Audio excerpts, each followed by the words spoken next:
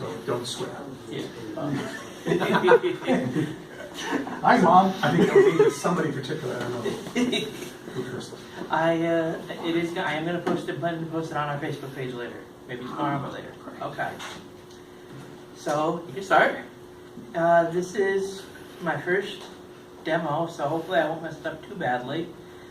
Bare metal foil was invented in the late 70s, and it was originally invented for doing airplanes, the bare metal airplanes.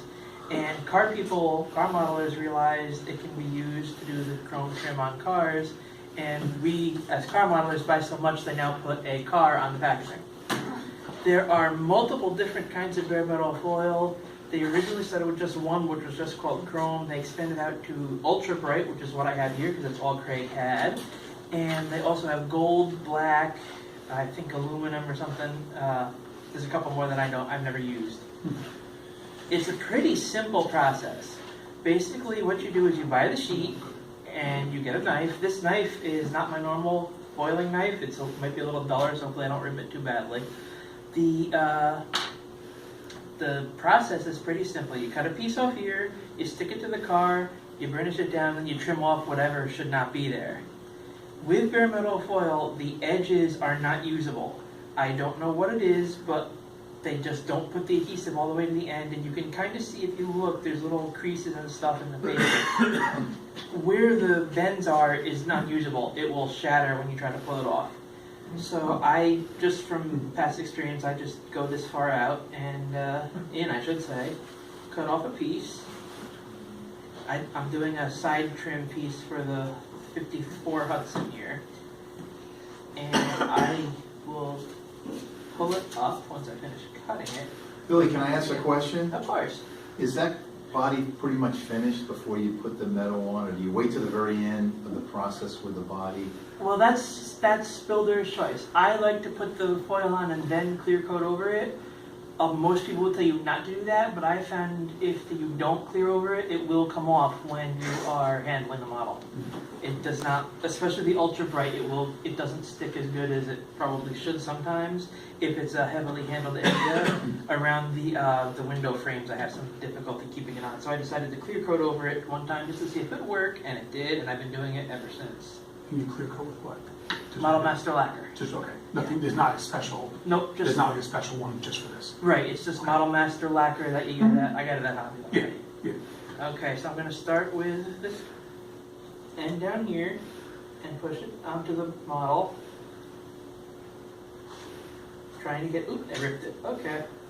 Trying to get it as close as possible centered. Then I push, oh, wow, that's not good. Then I push it down like this. And one little trick with bare metal foil, I let my fingernails grow out when I'm going to do a lot of foiling. It's kind of strange, most people will probably laugh, but I found that works better than anything else. So then I push it down, make sure it's all down around the edge. Then I get the same knife and go along the trim line. Now, I'm not going to do the whole thing, I'm just going to show. Then you can get in trouble.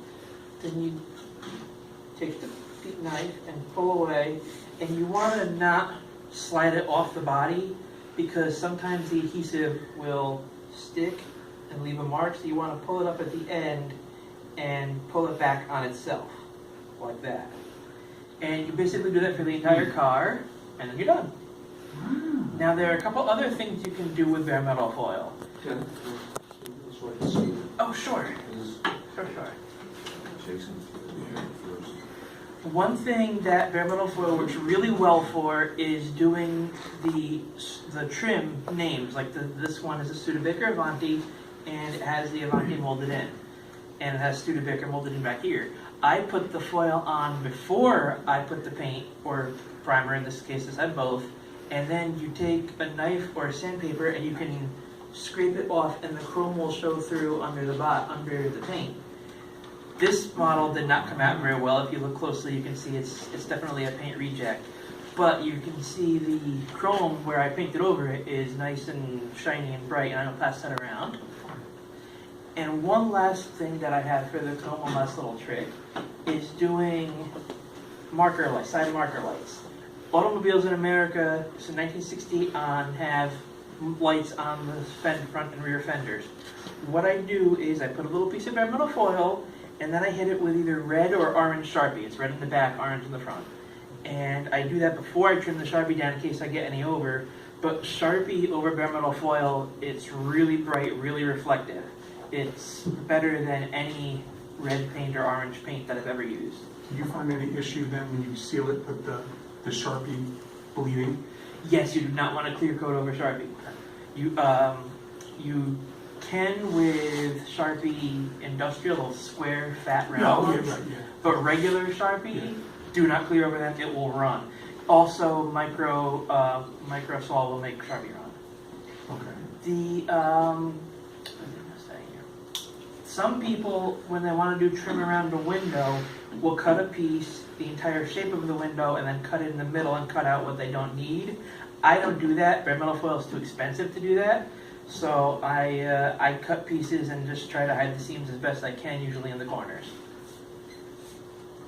It can also be used to fix the attachment points on chrome parts from the sprue, but I found actually that the new, what's it called? Small-tail chrome pen does a better job of that.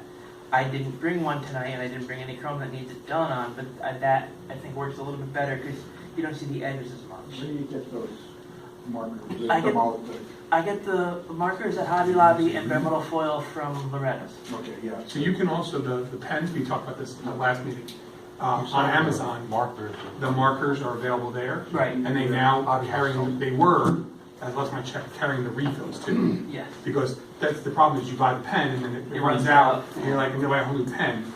They now sell a refill for it too, but the prices there were pretty competitive.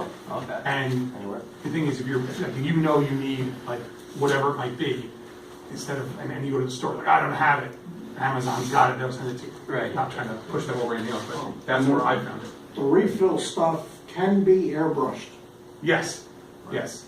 Treat it like a lacquer, shoot it with whatever cleaner you're gonna use to clean lacquer. Yeah. With the ultra bright chrome, which is what I'm using here, the adhesive, a lot of people say, is not as good as regular chrome. So when you are trimming the part down, you want to keep your finger on it or else it will come up. That's another reason I clear coat over it instead of doing it after the clear. And eventually the entire strip on both sides will be done, the window frames will be done, and everything will look as the 54 Hudson would have looked originally. Okay, and that's all I have, so any questions? It's great, this looks amazing. The lighting, the tape on there.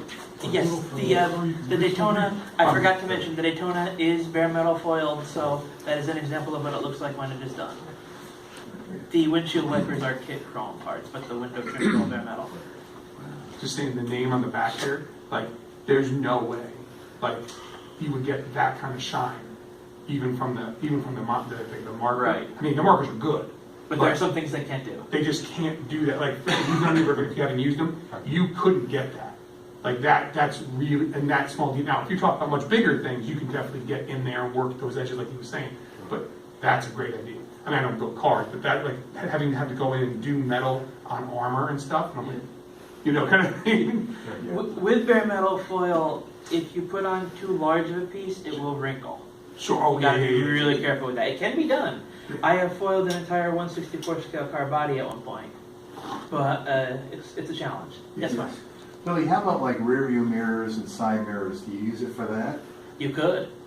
Most of all the the time time. they come kit chrome, so there's no need to. But you can if there's something wrong with the chrome, or if you're fabricating one, it can be done. You could even take a hole punch to it and hole punch out perfectly round circles. Is there like a lifespan on this chrome stuff? You put it on a model, Yes. for a certain amount of years it starts to just become loose on its own, or? Well, if it's on the model, it shouldn't. If it's not used on the sheet, it can start to go bad. If it goes bad, you'll see all kinds of wrinkles and stuff. Okay, so the unused sheets itself They have a shelf have a life. shelf life. I still have my original sheet that I bought in 2000. I still have a little bit left, but I don't use it because I bought new ones I since keep then. it in the bottom of the refrigerator. it slows down the aging. Yeah, because the glue. Not up. Down on the bottom where the vegetable drawer is in there, Pushes you can do for you. it slows it Puts down. you in the bottom. Aircraft modelers will use air model to mask the canopies. Oh, okay. Not, Yes. not, where he's doing the frame with it, Yeah. they're doing the opposite. They put it over the canopy parts, Cut it out. cut the window shape, leave the window shape mask, rip off the frame, paint the frame, and then pull off the. That makes I've- sense. Yeah. I've Seems tried like a that. waste of, yeah, a lot of waste. It is of waste. foil. It's a waste of foil, but it's very thin, easy to work with, Mhm. and, I found the one time I tried that the separation line wasn't as crisp as I was hoping for. yeah, I don't normally do because I'm cheap. Scotch tape's cheaper, you know, but, or Tamiya tape is, you know, but, Well, the thing, But- exactly, right, yeah. I mean, if you're gonna do that, I mean, but if you, that's what you do, and you get there, I mean, the thing is, you did it, you said it once, but again, some of these guys, you know, doing it over and over and over, it's just that, finding that fine line that you can get there. yeah, as you alluded to when you started, when you're working with foil, any kind of foil, Yeah. sharp knife. Yes. Yeah, this is not my normal foiling knife. I don't remember where I put that, so I have to find it somewhere in my modeling toolbox. So I grabbed this one instead. Buy boxes, big boxes of number 11 blades. Yeah. And you don't need a lot of pressure to cut through that either. You can just kind of Oh, drag the yeah. knife across and let it do. Yeah, Yeah. Very cool. I think that's it. Thank you, guys.